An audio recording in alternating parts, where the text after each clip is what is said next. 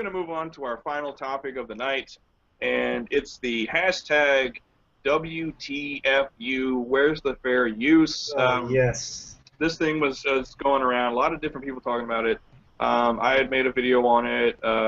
After in Media, Alpha Omega Sin. It all started with Doug Walker, the nostalgia critic, and essentially talking about the claim system they have in place on YouTube, where essentially people can do content claims on, it seems like whatever they want. It doesn't seem like there's really a lot of oversight going on by anyone at YouTube. It's all kind of an automated system. I've experienced this myself, where a review I did got a content claim. I did a rebuttal. I refuted it, the content claim, under fair use.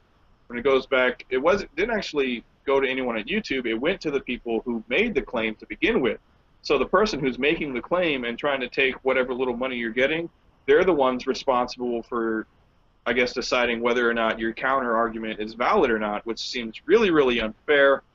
So when it went back to them, I guess as kind of an intimidation tactic, they decided, fuck this guy, and they elevated it from a content claim to a copyright strike, which really takes away a lot of features on your channel. It puts you on like a 6-month probation period, and if you get 3 of them, your channel is taken away completely.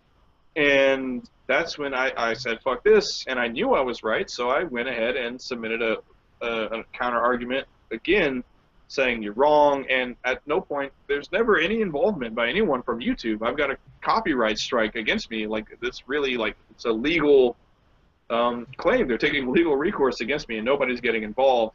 So my counter argument goes, and they have 30 days to submit a rebuttal, and then they just don't. They just let the 30 days run up, and then the copyright strike is lifted, and everything's cool again. But the thing is, let's say you're a bigger YouTuber. They have those 30 days to respond. They can just sit there and collect all your ad revenue for 30 days and then fuck off and not face any consequences. And that's kind of like the big crux of all this. That's why it's so infuriating that it doesn't seem like there's any oversight by anyone, and content creators are kind of getting the shaft legally, and they don't have a whole lot of recourse. Karkmo, is something you've had to deal with? Yeah, so I'll just explain real quick. There's a difference between a claim and a strike. The fucked up thing is when you get a strike, because if you get enough of those, you can get your channel like erased and everything. And when you get a claim, I mean, it's not that bad. Also, it depends. I mean, if you're making a living out of this, well, it is. Well, actually, it is bad because I mean, you can't get any money. So, and a lot of these people that are getting claims and strikes, they live off this thing. And I think, I mean, I enjoy doing videos, of course, and I don't think I'll stop. This is like this is my passion, doing videos and gaming and wrestling. It's all combined. It's what I do. And I would love to, just dedicate to this at some point, but still, I don't care. I'm gonna still do it. But for the most part, there are people that, I mean, I have my other job, like Andrew and Jim here, and I don't depend on this. But there's people that do depend on this, and that's what it gets shitty. Because, for example, I've been following Doug Walker since he started back in 2007, if I'm not mistaken, and it's incredible. Let's define fair use. Fair use, for the most part, is when you do a review or critique or something, and you're using, like, let's say you just pick a random movie, you're using video, and you're talking about it, and you're not putting like the whole movie or anything like that. That's fair use. And maybe also using like a portion of the video, not like the whole video. That's also fair use. Or using pictures. That's more fair use. So, I mean, Doug Walker, the main thing he does, he has a character called Nostalgia Critic, and like the name says, he does reviews of nostalgic things, especially movies and series. So he's gotten popular to a point where actual like big studios are afraid of him. And for the most part, yes, he talks bad about movies and he also does like the jokes and stuff, but he also gives some valid points. And for the most part, even though he just talked trash about a certain movie, he encouraged the viewer to watch the movie and state their opinion. And for the most part, a lot of ends here, but it's true. Many movies have gotten even more popular because of him. So even like the studios should be thanking him because he's doing like free publicity for them for their shitty movies. And it has happened to me. I've seen the movies, the reviews without seeing the movies with spoilers and everything. What do? Sometimes I go to Netflix if it's on Netflix and I watch the movie. Sometimes I go out of my ways and I buy the DVD just to watch that shitty movie. So what's happening? The studios, like they get the copyright claim and they get their video, it's been put down, and he's not the only one who's been suffering from this. A lot of YouTubers have had this problem. So the other problem with Where's the Fair Use is that it's totally under fair use law. So the copyright strike claim system on YouTube is so automatized. Is that word right, Yeah, Jim? but it's automatic. It doesn't require any human intervention. Yeah, it's so automatic that there's nobody, at least there's no proof that there's somebody there sitting on a desk like watching the copyrights claims or everything.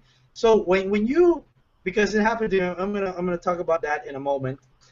So when you you fight this claim or strike, YouTube doesn't even do anything. Like you have, like the claimer, the owner has like, correct me if I'm wrong, Jim, like 30 days, right, to respond.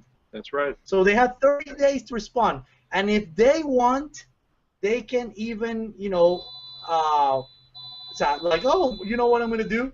I'm just gonna keep the video down as long as I can, and he won't even respond. And you're not making money in those days, and that fucking sucks, because like I said earlier in this podcast, I work hard on my videos, but it doesn't matter. Like if the video has big production values or just doing it on your webcam, you still investing time. You still investing your creativity doing this, and it's not fair that you're putting effort in doing this and you're not making the money that you should, because an asshole and studios are taking like advantage of this copyright system because it's not well implemented. And I think you should watch, because I could talk about this for hours too.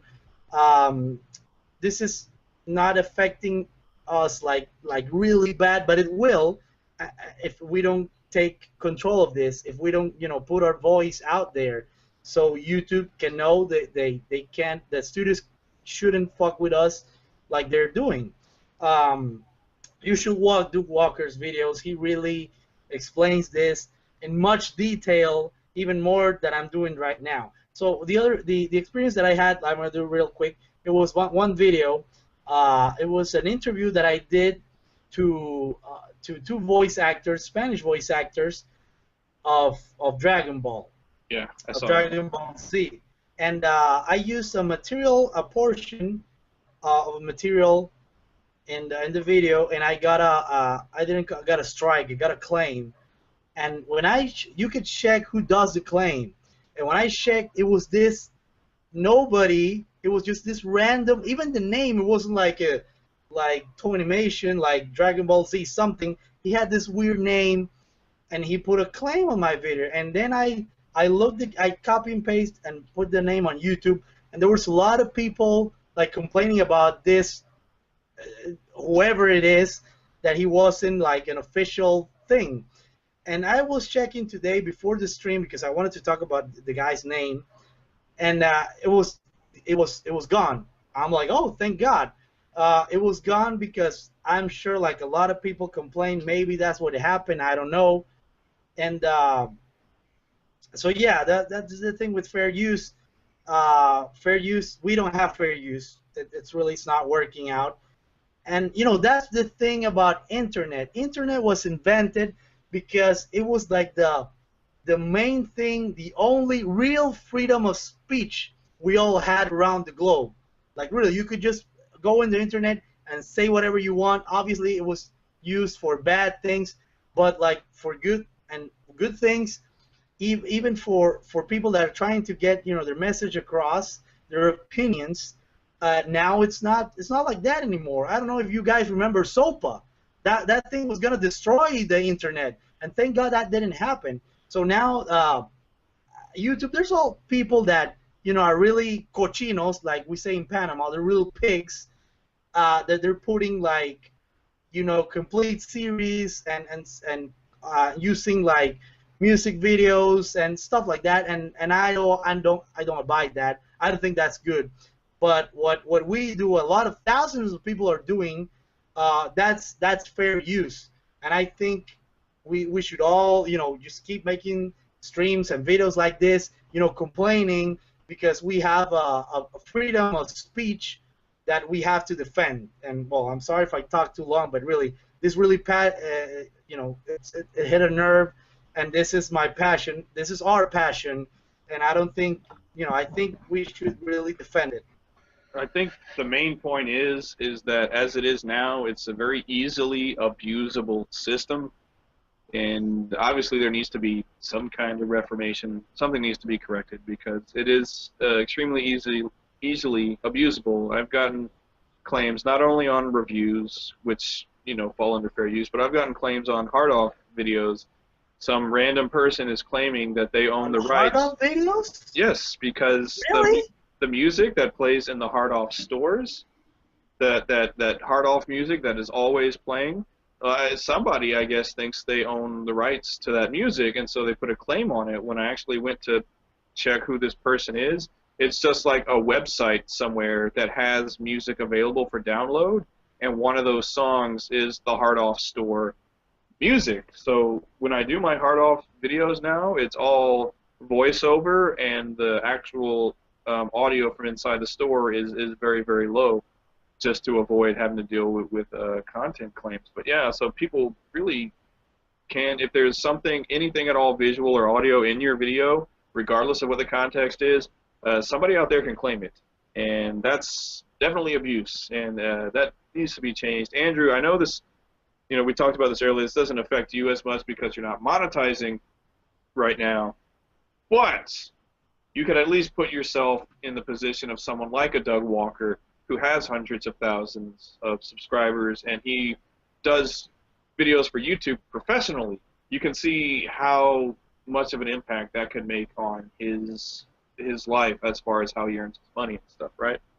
Yeah, and sorry to butt in, but it's not just about, I mean, it does affect people that monetize the video, like I said, but it's not just about monetizing. Like I said at the end of my rant, it's about, our freedom of speech. So you have to, have that clear, Andrew. Sorry, but everything froze. I didn't even hear what Jim asked me. Oh, well, basically... Sorry, everything was messed up on my computer for a minute. I know that you don't monetize your videos right now. Yeah, but I don't. Even if somebody put a claim on one of your videos, they could decide to monetize it. So even if you don't want an ad on your video, if somebody puts a claim on your video, they can insert ads themselves and just collect whatever money they wanted. But you can see how, for a person who has as many followers and viewers as someone like Nostalgia Critic does, and he makes videos for YouTube as his way to make a living, yeah, that really, really impacts him and people like him. So it's shitty for smaller channels, but it's really shitty for bigger channels that rely on this to make their living. Yeah, definitely. I mean, I agree with you guys. I don't. There's a line, but like a thin line, but there's a line between like abusing another person's material in your videos and then just like using it to show or to make a point or whatever you're trying to do with it. You just got to be careful and like be smart, like that's the thing about it. Be smart. Don't do things that are going to get you in trouble, because most people know the lines and where they are, and like you should just not cross those lines, I guess, if you really don't want anything happening to your channel. Because if they just take your channel away, like that's brutal, you know, like especially for someone who has that many subscribers. Because if they got their channel taken away, it would take them so long to build that back up again. If you recall, actually, I think it was maybe a few years ago when I don't know if like more content claims kicked in or something like that, but even Cinemassacre, the angry video game nerd, his channel was immediately hit with multiple strikes, and his channel was taken down by YouTube. Yeah, I didn't know that. I didn't know that. When did that happen? Yeah, that was a few years ago. He's got a lot of video clips in his old videos. Yeah, so that was a few years ago. So as soon as these new regulations kicked in and YouTube was enforcing them, his channel was immediately hit with a bunch of copyright strikes, and you don't have the opportunity to defend yourself before that stuff takes effect. So his channel was taken down immediately. This was met with a lot of backlash, and then he dealt with it, and his channel was, reinstated as it was. But yeah, even Angry Video Game Nerd Cinemassacre channel was taken down at one point. So it definitely affects everyone. I'm pretty sure at this point too that those old videos with movie clips in them are like they don't have ads anymore. I've seen him re-release or where he puts out the video where it's an entire season just all in one video, so it's like a 2-hour-long video. For things like the Back to the Future game and for the Friday the 13th, he takes out the movie clips, he changes the music, all that stuff had to be get rid of all of that because he just doesn't want to have to deal with the bullshit. So I guess moral of the story is, like everyone's saying, hashtag, where's the fair use? There needs to be, much closer monitoring of that. And it's for all of us. YouTube is for all of us. We're the content creators. We make YouTube what it is. And fucking cater to us, YouTube, not to the assholes that are trying to line their pockets off.